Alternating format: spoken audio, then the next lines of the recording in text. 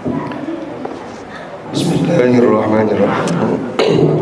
Assalamualaikum warahmatullahi wabarakatuh.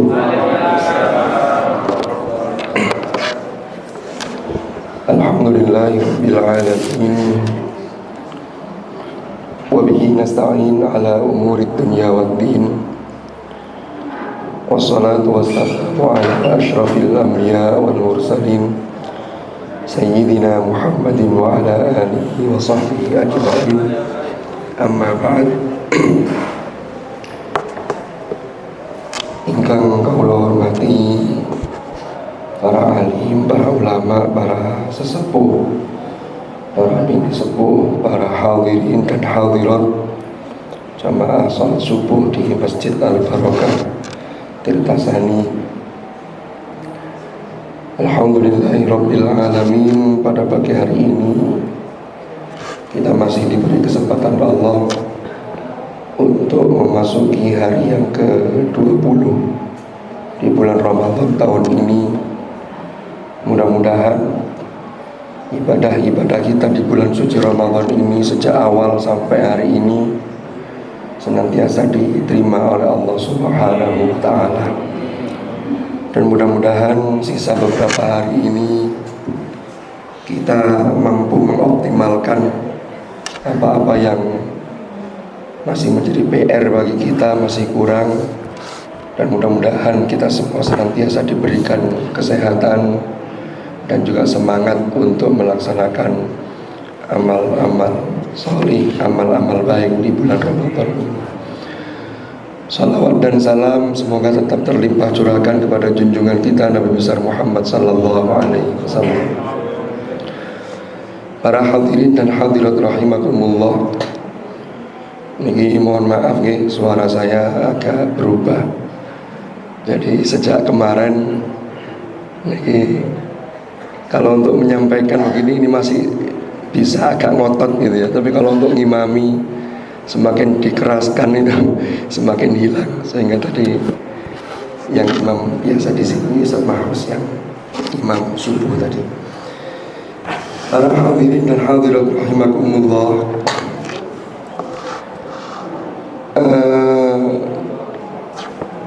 sudah seringkali kita ini membahas tentang puasa itu sendiri.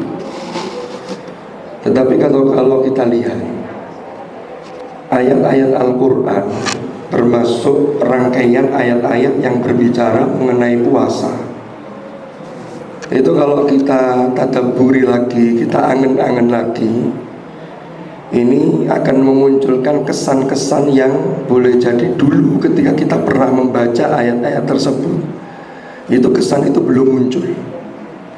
Tapi setelah kita lihat lagi runtutan ayatnya dan seterusnya, akan muncul kesan-kesan yang luar biasa. Ma'asyiral hadirin wal hadirat rahimakumullah. Di bulan Ramadan ini memang ayat puasa itu yang berbicara secara spesifik mengenai wajibnya puasa Ramadan itu ada di Al-Baqarah 183. Tapi ayat ini sesungguhnya tidak berdiri sendiri. Karena kalau kita lihat sampai pada ayat ke-188 ini masih berbicara terkait dengan puasa, terkait dengan kurikulum puasa, sampai pada termasuk tujuan yang akan dicapai. Kalau panjenengan pirsani, panjenengan lihat ini yang sudah kita hafal semua di 183 itu, ya ayyuhalladzina amanu kutiba alaikumussyam kama kutiba alal ladzina min qablikum la'allakum tattaqun. Terus di ayat 187 itu sebenarnya term atau ungkapan tentang takwa itu disebut lagi. Ya, kadzalika yubayyinullahu ayatihi linnas la'allahum yattaqun. Lalu ada satu ayat lagi, wala ta'kulu amwalakum bainakum bil batil. Nah, ini menjadi menarik kalau kita kaji, belum lagi nanti kalau kita kaitkan pada ketika berbicara kurikulum puasa, lalu kemudian di akhir, di endingnya, penutupnya seperti apa. Ini rangkaian-rangkaian yang sangat indah. Kita sekarang masuk ke la'allakum tattaqun. Kalau kita lihat di dalam bahasa Arab itu, kalau la'allakum tattaqun, tattaqun itu menggunakan sighah. Sighah itu bentuk kata yang bentuk kata di sini adalah bentuk kata kerja yang menunjukkan, itu namanya fi'il mudhari'. Ini menunjukkan masa sekarang dan masa yang akan datang. Termasuk kata pakar bahasa Arab, fi'il mudhari' itu memiliki makna untuk lil istimrar. Lil istimrar itu kalau dalam bahasa Arabnya itu kalau artinya adalah untuk kesinambungan secara kontinu. Jadi puasa yang kutiba, yang diwajibkan, kapan diwajibkannya? Ayyamam ma'dudat, hanya hari-hari yang bisa dihitung, yaitu bulan suci Ramadan. Di ayat berikutnya dijelaskan syahrul Ramadan, kan begitu. Ternyata harapannya itu la'allakum tattaqun, itu takwanya itu tidak hanya di bulan Ramadan. Bulan Ramadan meningkat, lah nanti setelah Ramadan itu ada peningkatan. Makanya Syawal itu secara bahasa itu maknanya peningkatan, karena dia jatuh pas setelah Ramadan. Tidak hanya sampai Syawal, tapi berikutnya Dzulqa'dah, Dzulhijjah, ketemu Muharram di tahun yang baru, terus sampai ketemu dengan bulan Rajab, bulan Syaban tahun depan, Ramadan lagi, dicas lagi. Nah, terus la'allakum tattaqun itu yang seperti apa? Nah, sebelum masuk ke sana, ini makanya sering kita dengar ungkapan itu, Ramadan itu adalah kalau mau datang itu kita sambut dengan marhaban ya Ramadan. Itu kalau diartikan selamat datang, walaupun maknanya sesungguhnya lebih dari itu, karena itu selamat datang yang sekaligus menunjukkan sambutan datangnya tamu yang luar biasa. Tapi ada satu lagi, secara kebahasaan orang Arab itu biasanya kalau menamakan tempat peristirahatan untuk menambah perbekalan, itu mereka menyebut dengan rohbah. Seperti kalau kita jalan lalu di tol ada rest area, maka rest area itu namanya rohbah. Rohbah itu apa? Rohbah itu satu tempat yang di situ orang-orang yang melakukan perjalanan itu mengambil bekal. Siapa tahu bekalnya kurang, ditambahi untuk nanti menuju perjalanan selanjutnya. Lah perjalanan itu kan panjang. Kita ini perjalanan di dunia ini memang sangat singkat, tetapi sesungguhnya ini sangat menentukan untuk perjalanan nanti di akhirat. Maka bekalnya harus kita penuhi. Lah bekal di akhirat itu panjang sekali, tanpa batas. Nah di dunia ini kita ini mampir untuk mengambil bekal. Lah di dalamnya itu Allah persiapkan bulan Ramadan, yang bulan Ramadan itu kita mengambil bekal sedikit saja, ya oleh Allah dilipat gandakan pahalanya, sehingga ini luar biasa. Maka kalau ngambilnya sedikit, walaupun sudah dapat banyak tapi rugi, mending kita berusaha sebanyak mungkin sehingga dapat bekalnya semakin banyak. Bekal untuk tattaqun setelah Ramadan, sekaligus bekal untuk nanti ketika menghadap kepada Allah. Secara logika, orang yang melakukan perjalanan tidak ada yang tidak persiapan bekal. Kalau tidak persiapan bekal ya repot. Mau perjalanan ke Jakarta, uang untuk beli BBM-nya tidak disiapkan, ya tidak sampai. Mau perjalanan ke Jakarta, bekal yang seharusnya disiapkan gini-gini dan tidak disiapkan, ini akan mengalami kendala. Nah, maka dari sini Ramadan yang menjadi rohbah itu juga menjadi satu bulan, di situ kita memenuhi perbekalan itu. Nah, sekarang kembali ke tattaqun tadi. Kalau bicara tattaqun itu adalah kata kerja. Ini yang selalu kontinu. Artinya apa? Takwa itu kan prestasi. Maka kalau bicara prestasi rohani, maka prestasi itu harus ada upgrade yang kita selalu, ya apa caranya ada progres menjadi lebih baik. Jangan sampai stagnan, karena ini tattaqun. Lah orangnya itu namanya muttaqin, tapi levelnya muttaqin itu juga beda-beda. Muttaqin yang terus di-upgrade ketakwaannya, ini berarti muttaqin yang terus-terus menerus tattaqun tadi itu. Nah ini kalau kita lihat antara kewajiban puasa dengan kita lihat ciri-ciri orang yang bertakwa. Di surat Al-Baqarah di ayat kedua dan seterusnya itu Allah menyatakan bahwa zalikal kitabu la raiba fi hudal lil muttaqin. Di sini disifati orang bertakwa itu siapa? Alladzina yu'minuna bil ghaib, yaitu orang-orang yang percaya terhadap yang ghaib. Ini penafsirannya luas.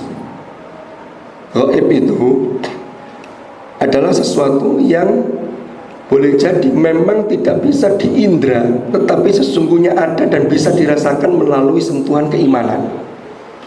Iman kepada Allah, iman kepada malaikat, ya, iman kepada hari akhir yang itu belum terjadi tapi kita percaya betul. Bil ghaib. Nah ini kalau kita implementasikan dalam puasa kita, maka nanti akan nyambung dengan hadis qudsi yang Allah berfirman melalui hadis qudsi. Rasulullah bersabda, as-shaumu li wa ana ajzi bi.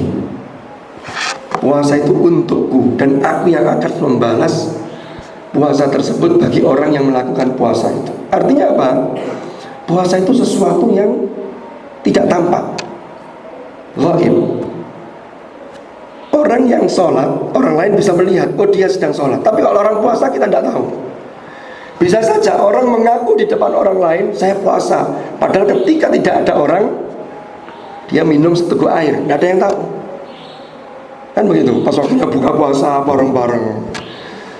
Ya, itu ada di tempat lain, kalau di sini tidak ada, di sini aman insya Allah. Itu adalah terkait dengan yu'minuna bil ghaib, bahwa kita ini walaupun tidak dilihat orang, tapi Allah selalu memantau dan tidak pernah luput dari pantauannya. Berarti ini mengajarkan kepada kita bahwa dalam kehidupan kita itu sesungguhnya tidak hanya puasa. Jadi kalau bicara yu'minuna bil ghaib, itu implementasinya adalah orang itu selalu merasa diawasi.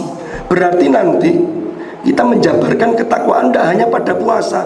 Kita mau melakukan kemungkaran, walaupun tidak dilihat orang, Allah selalu mengawasi. Berarti yu'minuna bil ghaibinya itu betul-betul tertancap dalam diri kita. Puasa itu latihannya, tapi ini juga menjadi syariat yang wajib bagi kita. Kan begitu. Lalu lanjutannya, jadi ini contoh-contoh implementasi bagaimana pribadi-pribadi yang senantiasa mengupgrade ketakwaannya. Orang itu kalau sudah merasa terawasi, dalam dirinya ada jiwa yang namanya muraqabah, musyahadah. Jadi muraqabah itu selalu dekat dengan Allah, musyahadah itu selalu merasa disaksikan oleh Allah, kan begitu. Selalu merasa menyaksikan, makanya itu nanti konsep ihsan, anta'budallaha ka'annaka tarahu fa illam takun tarahu fa innahu yaraka. Kan begitu. Nah ini yu'minuna bil ghaib ini betul-betul terimplementasikan dalam seluruh sendi kehidupan kita. Sehingga takwa itu tidak hanya berada di masjid ketika Jumat, khotib Jumat mengatakan ittaqullah, tapi ternyata keluar dari masjid milih sandalnya yang paling bagus punya orang lain. Ini berarti gagal. Padahal takwa itu yu'minuna bil ghaib.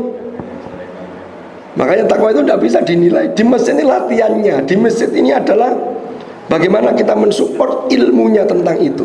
Prakteknya dimanapun, apapun posisi kita, apapun pekerjaan kita, ya, dan dengan bekerja dimanapun, baik jadi atasan atau bawahan, kalau implementasi takwa ini dilaksanakan akan bagus.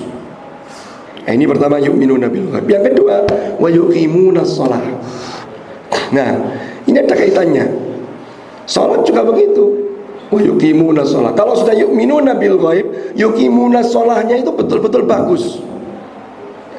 Tidak hanya memperbagus sholatnya itu ketika kita datang ke masjid, tapi sholat sendiri pun di rumah, sholat kita tetap bagus. Karena yu'minuna bil ghaibnya sudah menancap dalam diri kita. Kalau ini belum menancap, maka orang yang yuqimunas sholat ini kadang-kadang hanya memperbagus sholatnya.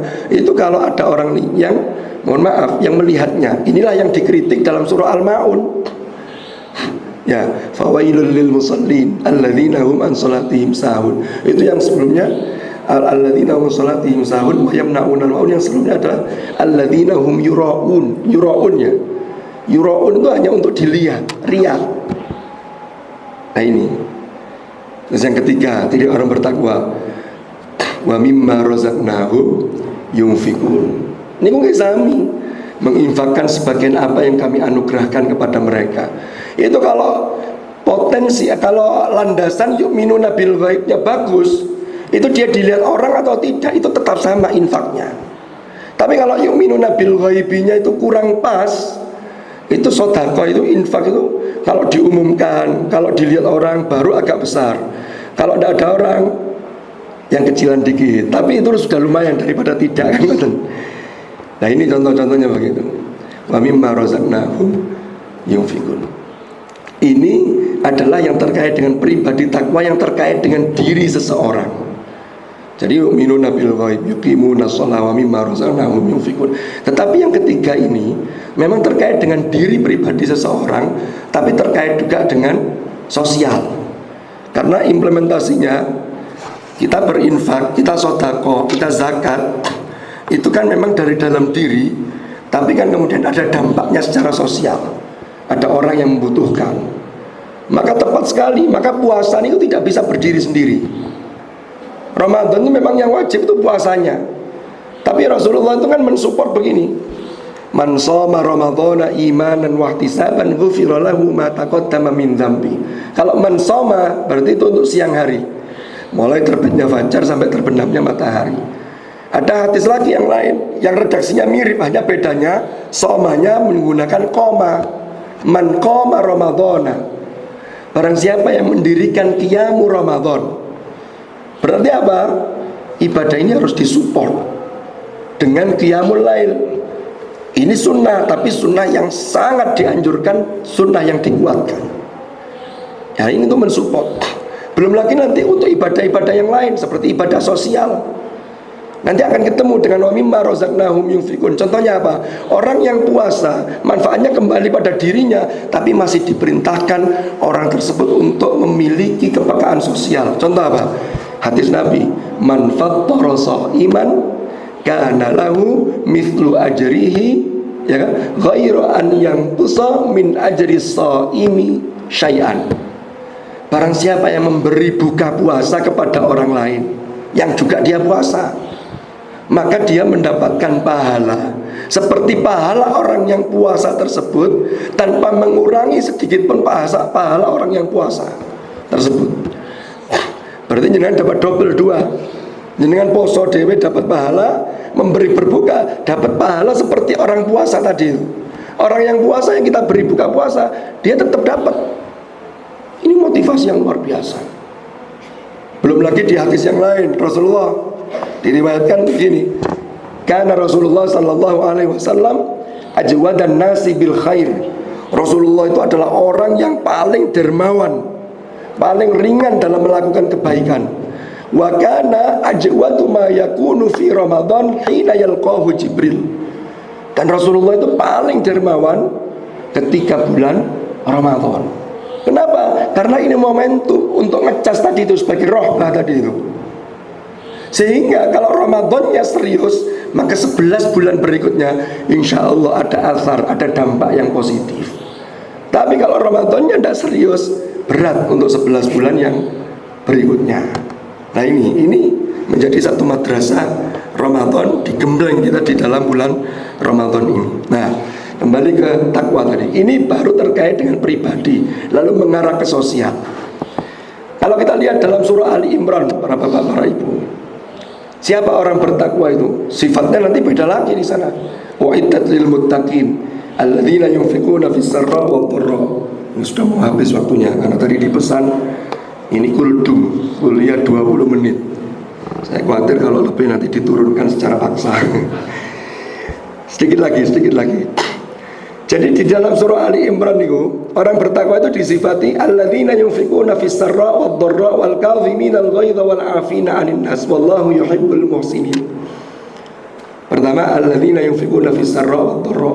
Orang bertakwa itu adalah orang-orang yang senantiasa menginfakkan sebagian rezekinya dalam kondisi lapang atau dalam kondisi sempit. Ya nanti tergantung yang diinfakkan. Kalau yang sempit dia punya apa? Infak itu bisa berupa macam-macam. Kalau diberi kelebihan rezeki, kalau adanya sedikit ya sudah itu. Kan begitu. Makanya di surah At-Thalaq ada penjelasan, ada ayat liyunfik dzu sa'atin min sa'ati wa man qudira alaihi rizquhu falyunfik mimma atahullah. Itu dalam surah At-Thalaq. Ini sesungguhnya ada pesan besar. Yunfikuna fis sarra wad dharra itu adalah nilai-nilai sosial. Seandainya semua manusia itu punya jiwa yungfikun. Yungfikun itu apa? Punya jiwa memberi, bukan jiwa meminta. Kita itu kalau semuanya punya jiwa menolong, hidup itu harmoni. Kadang tuh ada orang tuh yang dia punya, tapi karena tidak punya jiwa memberi, maka dia tuh lebih suka menerima. Bahkan kalau di hadapan orang, koyok-koyok tuh dia sedang membutuhkan, padahal tabungannya banyak. Mohon maaf ini. Padahal ini tidak diinginkan dalam Islam. Dalam Islam itu orang sampai butuh sekalipun, itu tetap kata Nabi, al-yadul ulya khairun minal yadis sufla. Tangan di atas itu lebih baik dibanding tangan di bawah. Berarti apa pesannya? Jiwa memberi, jiwa menolong. Kalau semua orang jiwa menolongnya bagus, maka ini akan terjadi harmoni dalam kehidupan. Ya, wal kadhiminal ghaidh, mampu menahan amarah. Ini juga sama. Ini dalam kehidupan sosial kita tuh kan sering ada gesekan kecil gitu ya. Tapi kalau tidak bisa ngontrol amarah kita, nggak bisa ngontrol emosi kita, bahaya. Wal afina anin nas, memberi maaf pada orang lain. Ini sesungguhnya ingin dicapai dari puasa yang kita lakukan. Maka la'allakum tattaqun itu harus ada evaluasi secara kontinu. Apa sih yang kurang bagi kita? Oh, berarti puasa kita yang kurang ini. Ini harus kita lanjutkan begini, ini harus kita perbaiki.